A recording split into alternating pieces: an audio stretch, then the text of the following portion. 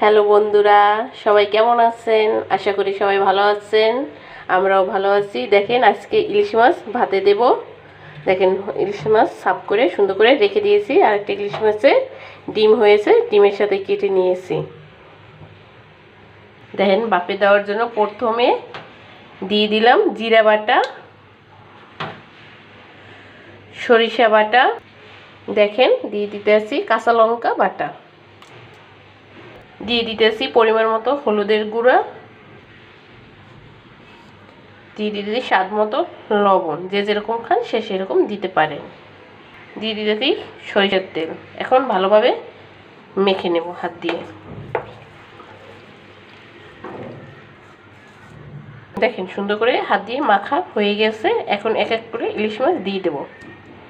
দেখেন মাছ দিয়ে দিয়েছি, এখন সুন্দর করে মেখে নেব। দেখেন মাখা হয়ে গেছে। এখন একটু 10 মিনিট ঢেকে রাখবো। দেখেন ঢাকা হয়ে গেছে। এখন জলটা দিয়ে দিতে হচ্ছে।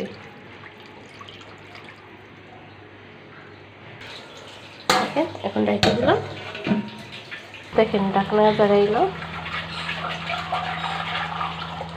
দেখেন বন্ধুরা হয়ে গেছে। এখন নামাইয়ে ফেলাবো। দেখেন কালারটা এত সুন্দর হয়েছে না, কিন্তু অনেক সুন্দর হয়েছে কালারটা। এই যে হয়ে গেছে নামাইয়ে। আমি আর কোন দুঃখে বলেছি না, কোন